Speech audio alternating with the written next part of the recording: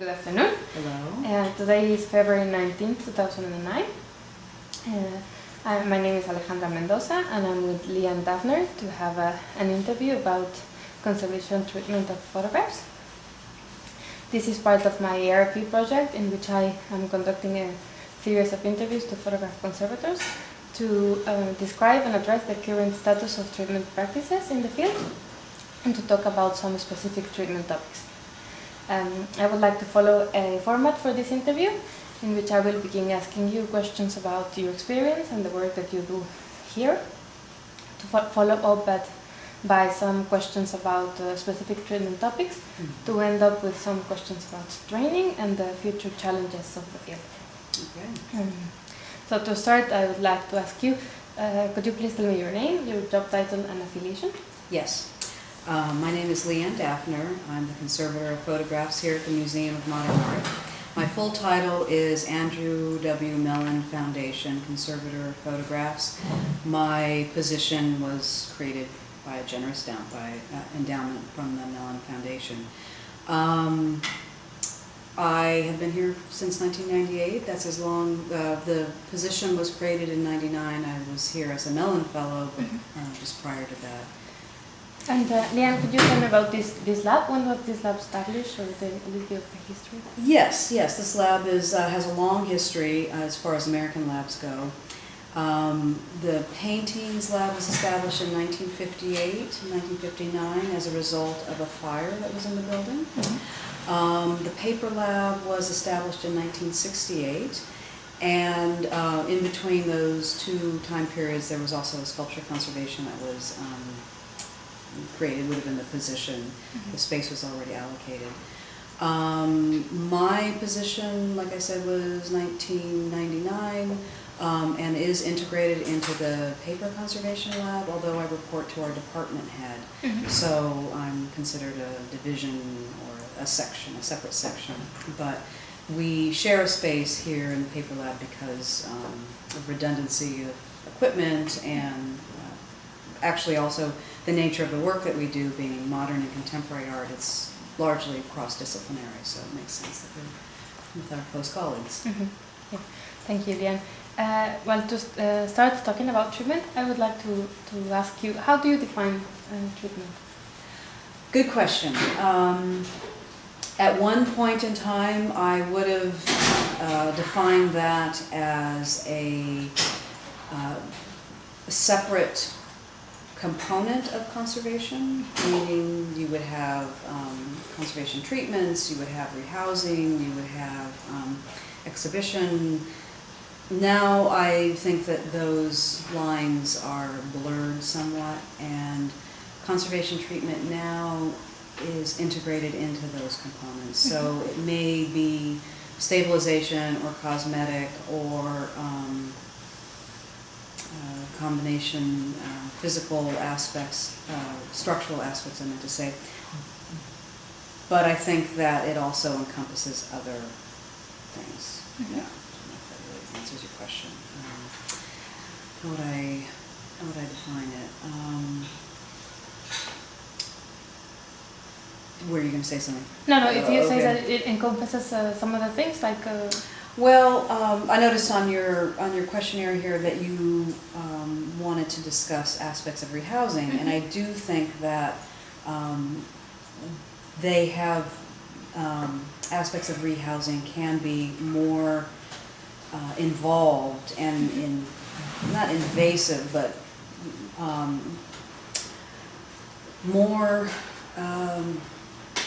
synergistic with the materials than just a folder or a mat. I mean, I think it's a little bit more the kinds of decisions that we're making with rehousing go through the same sorts of criteria that we make when we're trying to decide how to treat something in the traditional sense.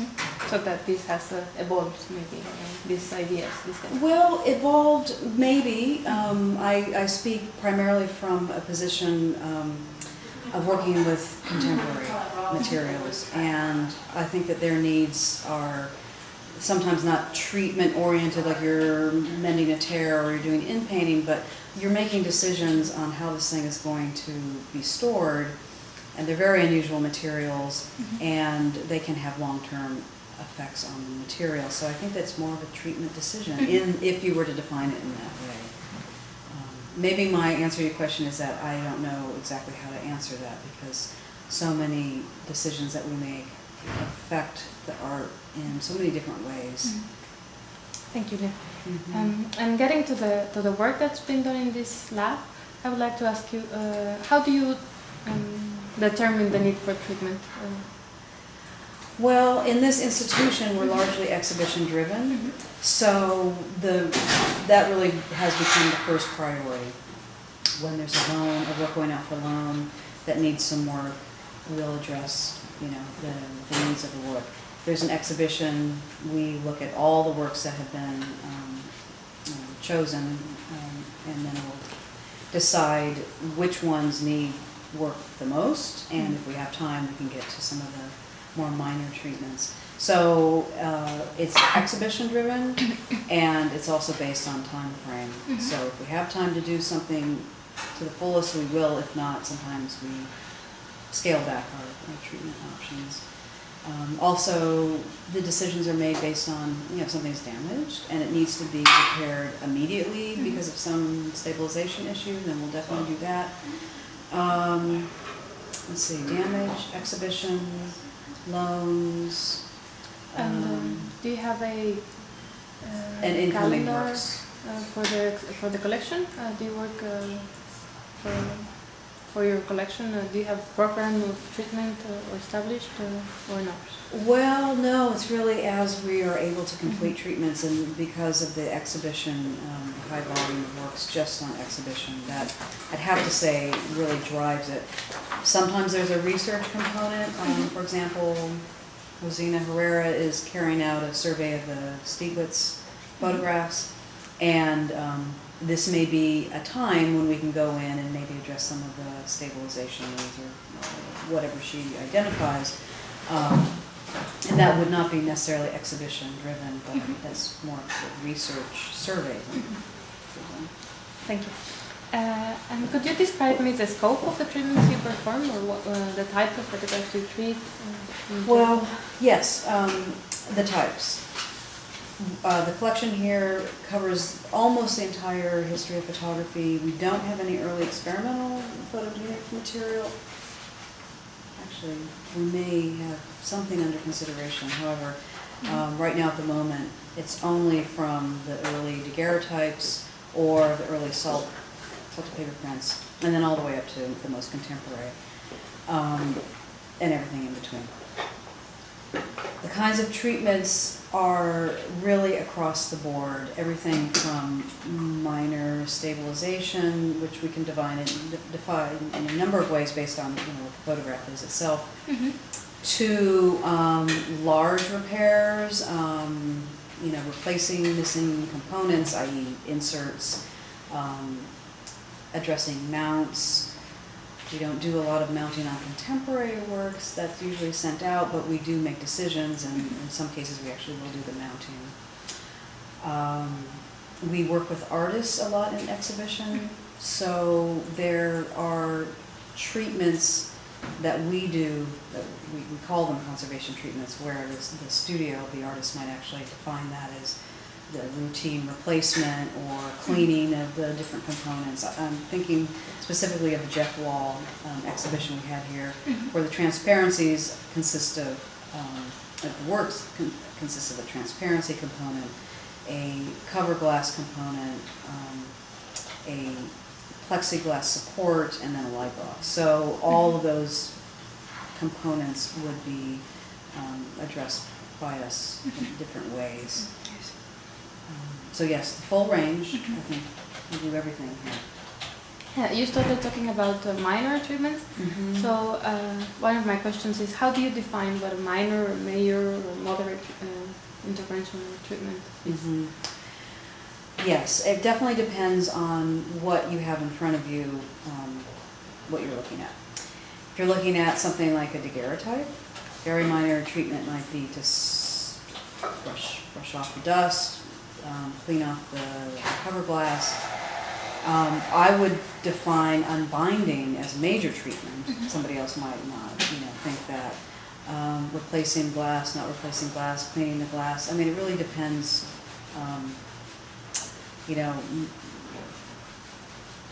I mean, those attitudes have definitely shifted over the years. If it's a gelatin silver print, minor could be very simple consolidation, or that could be a major problem if the work is damaged extensively.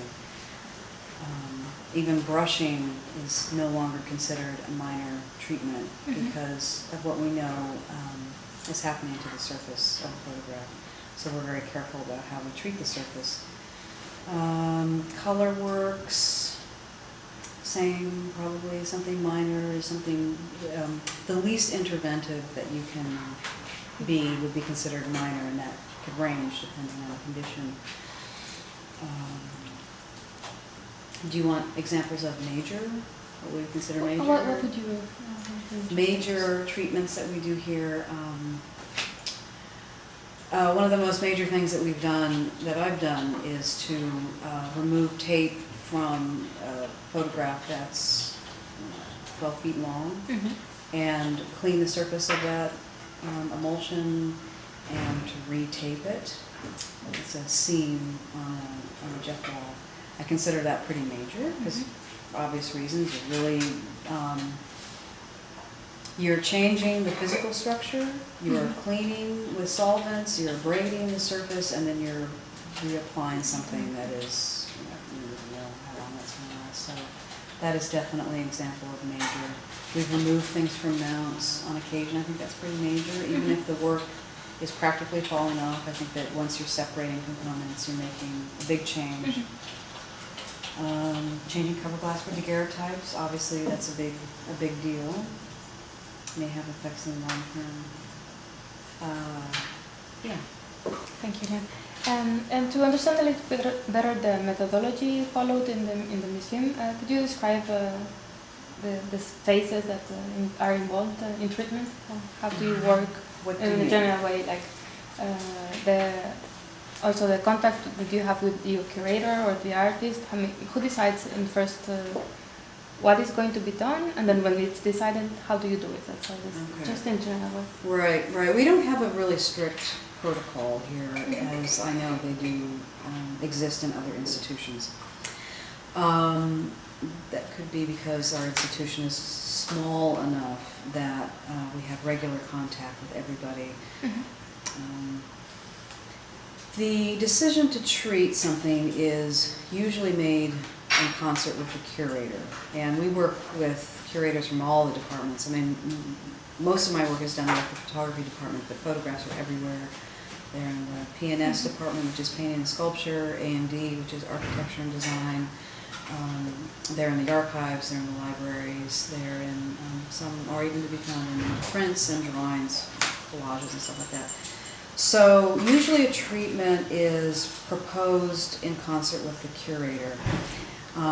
My observation in this institution is that the curators very much defer to the conservators to inform them, let them know, should something be treated, can it be treated, what are the possible results.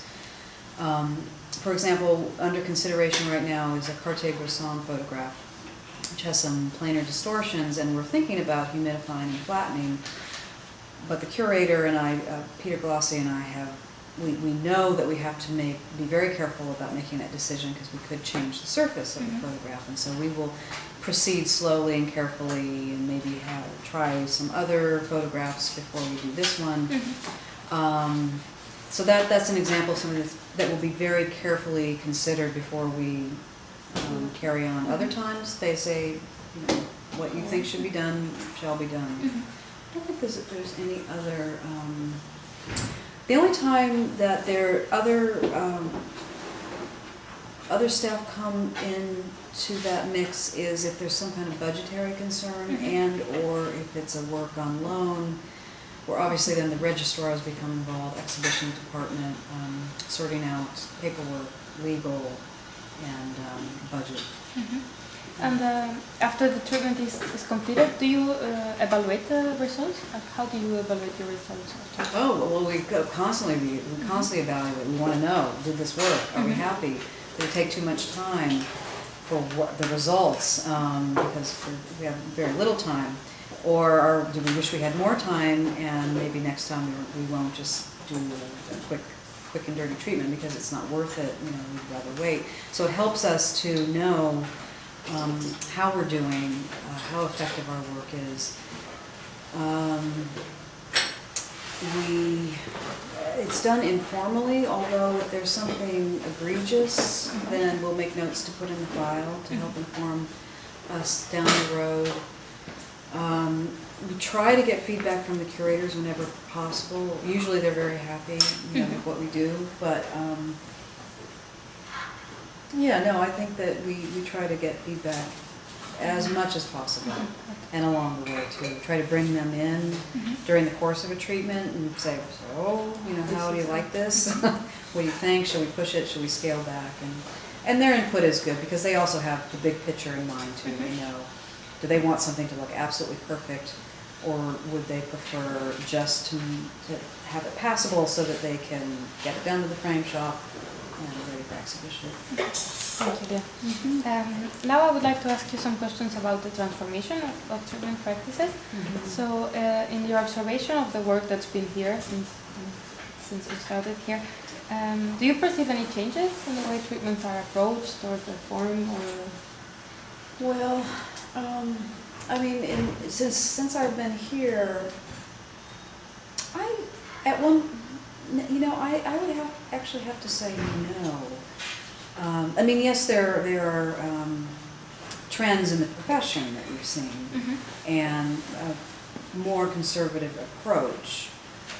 But since I've been here, we still do a fair amount of treatment, and things come along that, I'm trying to think of an example, but things do come along where, I mean, even that humidification, I mean, we haven't done anything like that in a while, but now suddenly we're going to consider it. So treatments may, treatment categories may sort of fall, can and will be rejuvenated, you know, depending on what needs to be done. I'm just trying to think of other. Preservation is very important.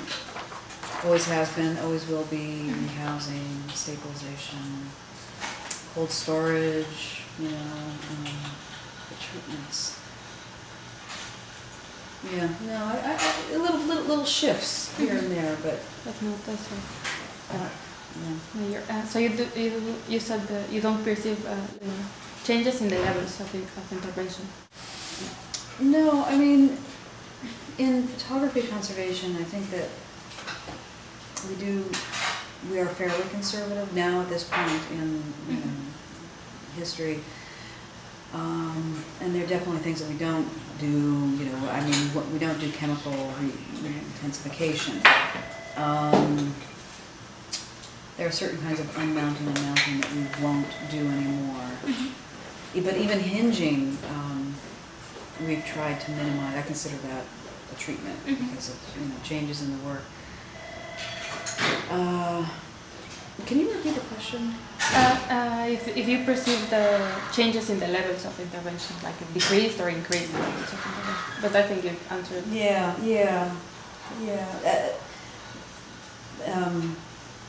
In the field, yes, I think there have definitely been huge shifts, but within the time frame I've been here, even though it has been 10 years, not so much. If anything, I think we're starting to get back into treatment a little bit more. And that could be a curatorial shift. Okay. They're interested in materials that haven't seen the light of day in a while. Thank you. And in the field, or also here in the museum, do you perceive a change in the perception of how a photograph should look in terms of its condition?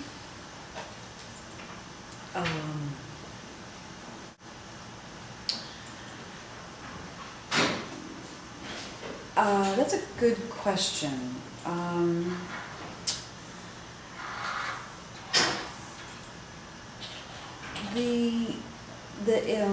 I'm hesitating because the curatorial interest has now expanded greatly to include a lot of vernacular photography.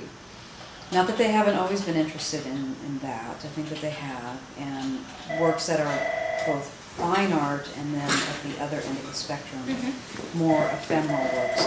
This institution historically has not been materials-based. From a curatorial point of view, they've been image-based. They're more interested in the image than they are about the object. But I think that that is changing.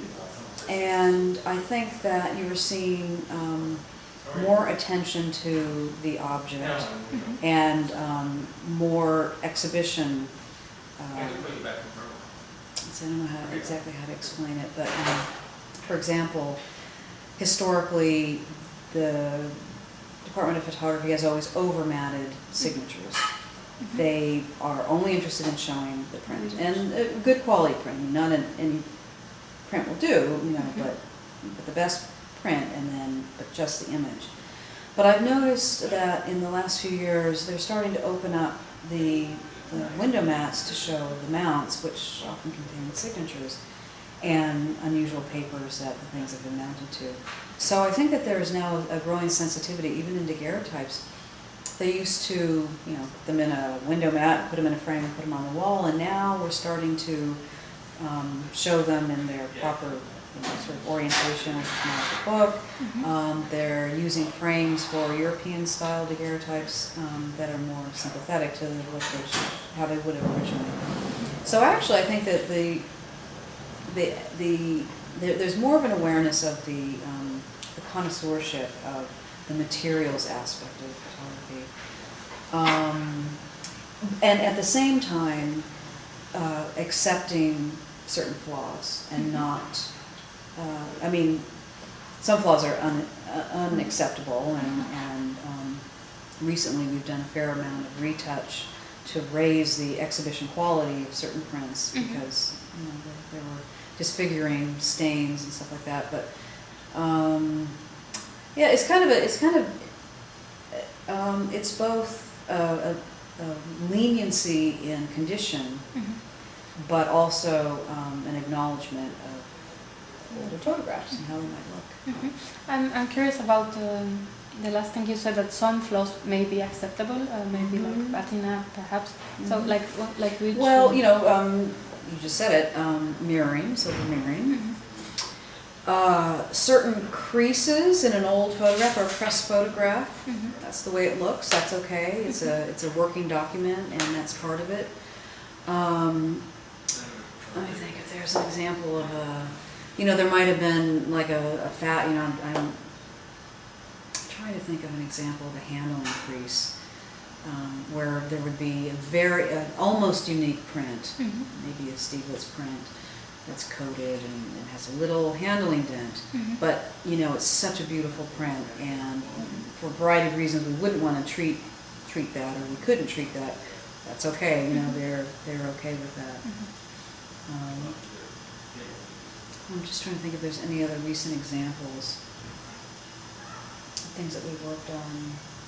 There's been a fair amount of retouch recently, both for works of art on loan and things that they're thinking about acquiring or promoting. We have two collections. We have the study collection and the permanent collection. And the study collection works are don't have the same sort of status in the museum as the permanent collection. And they promote works often, and a group was considered for promotion based on our ability to successfully treat them. That's interesting. Thank you. My next question is about market. So it's like external influence. Do you think a market influences in some way treatment, either here or or privately? Market value. Well, yes, and it's curious because I would have thought that market value would dictate a more conservative approach because of original mats, original surfaces. The better the print and the less it's been handled, the more special in my eye. But I have come across several examples of prints that were removed from mounts that maybe didn't need to be original mounts. So I'm still kind of curious to see that that is happening. Market, yes, I definitely think that market, the market has an influence on the way works look. This institution is conservation friendly, so our curators are okay with works that have been conserved. Okay. I think it's special either way. You know, I think it's special if something comes here and it's never been touched. But it's also fine if a print comes in, it's been handled, you know, in a gentle and judicious way. Conservation treatments, you know, there's obviously there's a quality, there's a degree of finesse. Thank you. Can I answer your question? Yes. Yeah, okay. Thank you. It's a good question. So my next question is about the specific treatment procedure. It's the daguerreotype cleaning. And as you know, this was one of the earliest treatments performed to photographs, and it has changed through time in many senses, materials used, methodologies. So I would like to know your opinion about chemical cleaning of daguerreotypes. What do you think of this? Well, I have very mixed feelings about it. I think that sometimes you need to clean a daguerreotype if you can't see it. But there's so much risk to the object that, and so few people do it. And I don't know if those same people are doing it as much as they used to be, so I don't know how, you know, because you have to do something a lot to Master it. Yeah, so I think there are some interesting treatments. It's been a long time since I've had to consider that. But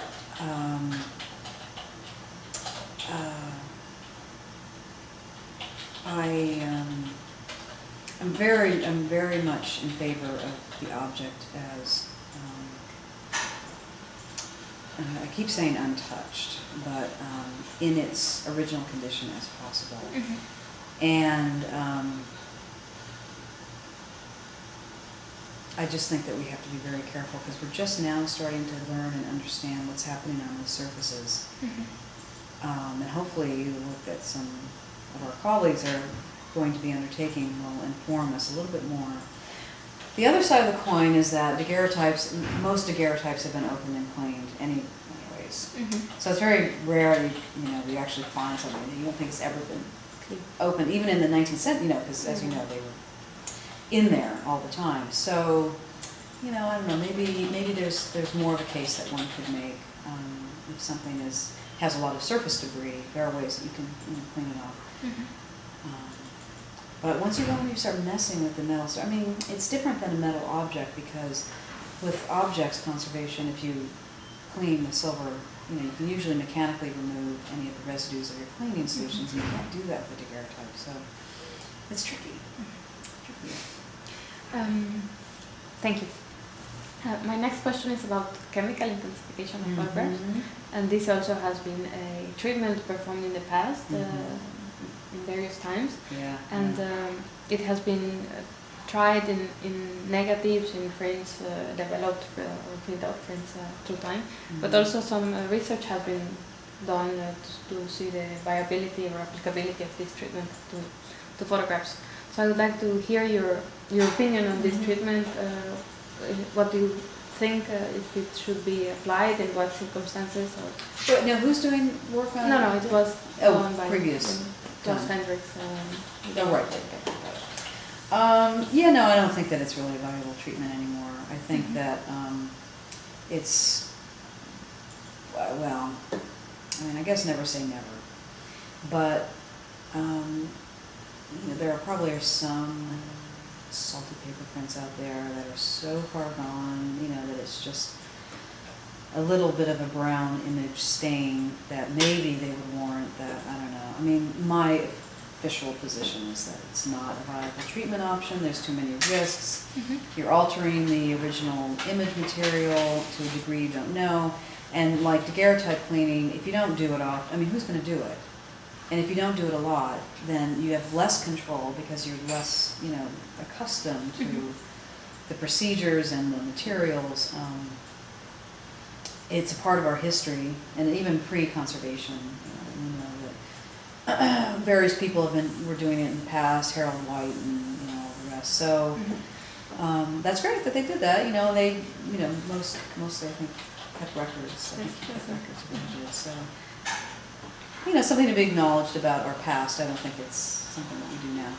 Next question is about the topic on mounting and remounting photographs. And this also was, I think, a treatment was performed more in the past, and it was thought that it was needed to increase the stability of a print, as well as to allow display of individual items, and in this category, album prints in fall. So I would like to hear your opinion about this treatment, and also in the present, in what circumstances do you consider it's an option for? Right. Well, albums, I do not think that albums should be broken apart. If they're already broken apart, then you can take them apart. If you can put it back together, that's also good, and I would always advocate that. But so I just that's an easy one, a no-brainer. For mounting and unmounting prints, I think that the only time we will take something off the mount is if it is so, if it's really compromising the safety of the work. And it just makes more sense to take it off. We have lots of things that are mounted to masonite that were inexpertly mounted to masonite, and so there's some problems there. And sometimes it's easier if you just take it off, and then you can deal with the print. And the mount can be stored separately. We save all of our mounts. But there's a print in the lab right now that the curators want me to have some big losses in the print, and they want to fill that, and it's on the mount. And so we want to decide if we know the print is, the mount is original to the photographer. Is it a MoMA mount? Part of our history is we would mount prints in the 50s and 60s before there were conservators around to talk about the pros and cons. And so what we want to know is this a MoMA mount? Is it an old MoMA mount? Is it an old MoMA mount by Steichen? And maybe we're interested in that, even though it's not original to the photographer. So there's all kinds of levels of decisions that need to be made. But generally speaking, we try not to separate the photograph from the mount. I think the mount is paramount to the artist's intent, how he or she wanted the thing exhibited, how did they want it to look. The obvious example is Stieglitz, who was just, really fanatical about it. But others too. And even very minimal mounts are important because it tells us how we're supposed to appreciate this thing. Thank you. My next topic is about modern and contemporary photography, so it's very pertinent for you. As you know, with modern and contemporary art, many materials are included with the objects, and also mounting systems like plastics, laminates, mounting systems. And all these have started to challenge the field in treatment, or in many other ways too. So I would like to hear your experience with this type of materials, and so that's Well, with contemporary photography, there's a whole range. There are new photographic papers that are coming out all the time, and we won't even talk about the inkjet. That's a whole other, But so you have a whole class of materials that are constantly changing, and so we have to make decisions based on our knowledge of that. There are contemporary photographs that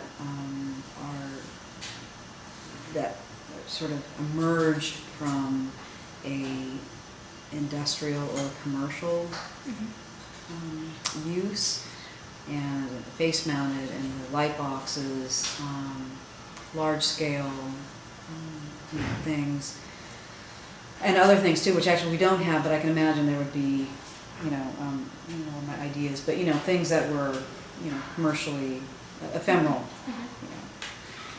All of those things are, they're photographic, and they have a photographic component, but they're composed of so many other materials that we have to collaborate with our colleagues in objects conservation and paintings conservation and elsewhere, artists, studios and assistants. And just when you think, well, case in point, the face mounted works. Just when you think that you have seen the most extreme use of photographic material, then somebody comes along like Jeff Wall, who's got these light boxes that are enormous, and that just sort of pushes it to another level where, as I was describing before, there are so many different materials in there, the light and the structure. So it's the materials, and there's the structure, and then there's the installation. And with contemporary, the work that we do here has to do, it starts with the acquisition, which once the work is acquired, we have to figure out how we're going to store it. So we have to understand what the material is made of, and we try to have a budget that can accommodate huge systems of storage. And then there's the inevitable exhibition, and then installation and deinstallation issues where, for example, with the Jeff Wall light boxes, once they're completely installed, they're fairly rigid, structurally sound objects or works. But when you have to take them apart, each part is sort of vulnerable and fragile, and so it's only when the thing is fully assembled that it's at its least worrisome. So our storage, we have to make lots of decisions about storage. What's the best way? There's the artist's way, and we try to understand the way the artists in the studio have dealt with storage and transport issues. And then we have to decide, well, are we going to do that, or are we concerned about, plywood cases, or having things stored up against the surfaces. So we have to translate that information and decide how we're going to do it. And a lot of times we're the first or among the first who are dealing with these works, and so we can't just call up our colleagues and say, what do you do with the, so-and-so? So we have to try to make educated guesses and then very closely monitor how are these things working, how are they traveling, either to exhibition or just to our off-site storage. How do they look when they've been sitting there for 2 years in some kind of constraint? And then we bring them out and we put them up. How did it work? How is it working? And so, to answer your question, with contemporary, every time when new works come along, there's a new set of questions you have to sort out. We have the Nan Golden slideshow, and so that's not necessarily contemporary because it's an older medium, but the installation is contemporary, and how do we want that to look, and how are we going to deal with this slide, 35mm slide format. So it's from the very beginning and then through all of its manifestations. We're right there. Thank you. I wanted to ask you, still in this topic, you started talking about reprinting, and it also has been sometimes thought of reprinting a photograph if it's severely damaged. So I'd like to hear your opinion about this issue. Yeah, I think it's an important issue, and it's a sensitive issue, and it's one we deal with all the time. In general, my feeling is that if a photograph is recently made, like within the last, it really depends on the process, but if it's recently made within the last year or so, and it gets damaged, and if the artist is willing to reprint, I think that's fine. If it's a print that was made a number of years ago, we know that the paper's changed on a semi-regular basis, 3 to 5 years. You can be assured that the same Kodak paper is no longer the same Kodak paper. It's a different paper.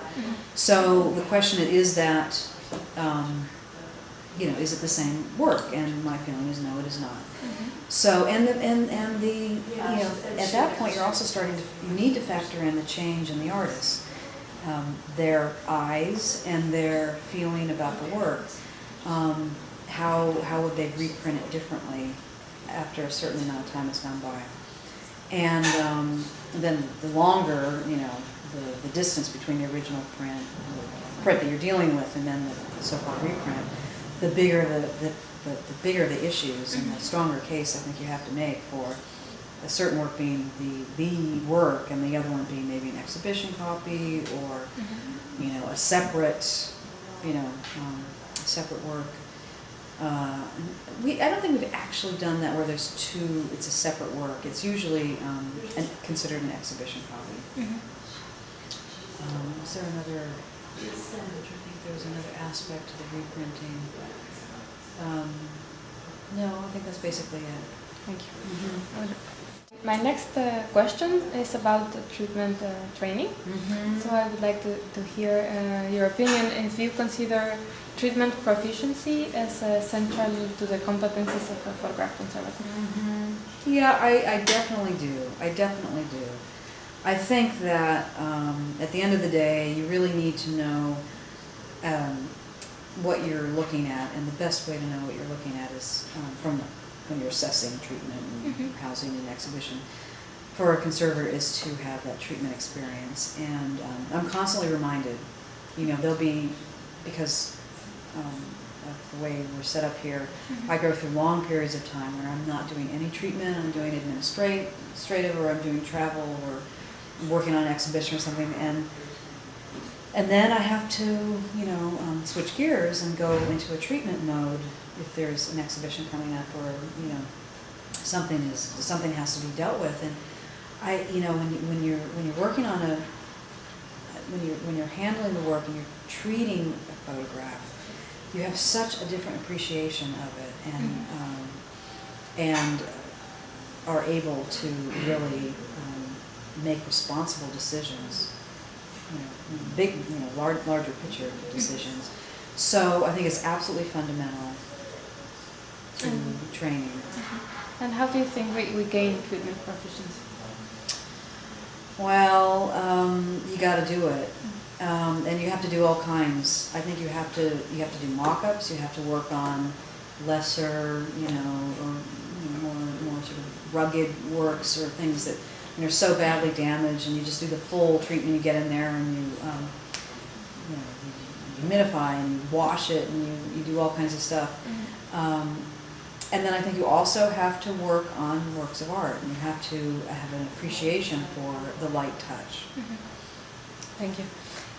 And to finish up my interview, I would like to ask you, in terms of treatment, what do you think are the major challenges that the field faces? Oh boy! Well, it depends on what category of materials you're talking about. And I think that now that we've done this whole interview, and I think back to the different questions, I realize that in every category of either process or individual process or large works, or contemporary versus 19th century, the answer is going to be slightly different. So the treatment challenges for photographs are really based on what it is you're talking about. So can you repeat the question one more time? Since we're off now, I want to come back to that point exactly. What do you think are the major challenges that the field faces?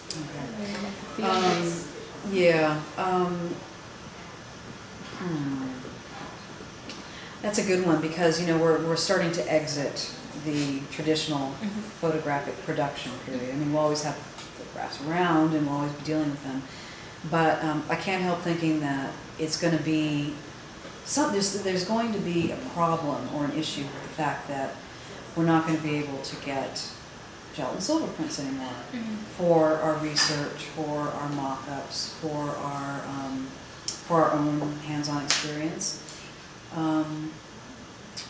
Because the photographs that currently exist in these now historic processes are going to increase in value. So I think that there are going to be problems, down the road with that. Hopefully we'll have our study collections that we can work with and do our tests on. We've done that actually a couple times recently. It's been really helpful. Maybe training is going to be a problem, you know, in terms of how you train somebody who's never been in a dark room to appreciate. I'm constantly handicapped, and I've spent a fair amount of time in a dark room, but my experience with photography as a photographer is somewhat limited, so I feel handicapped by not understanding intrinsically certain things about optics and cameras and film speeds and film type papers and stuff like that. And I can't imagine, you know, what it would be like for people who have never even been in a dark room. I've seen the negative. Yeah, exactly. So I think that training is going to be an issue. We'll have to figure out ways that we can train our future conservators. Shifting attitudes. I don't know. You know, you could think of lots of different things that are going to be challenges. So, thanks, Lee Ann. I deeply appreciate your time and your interest to perform this. My pleasure. Thank you.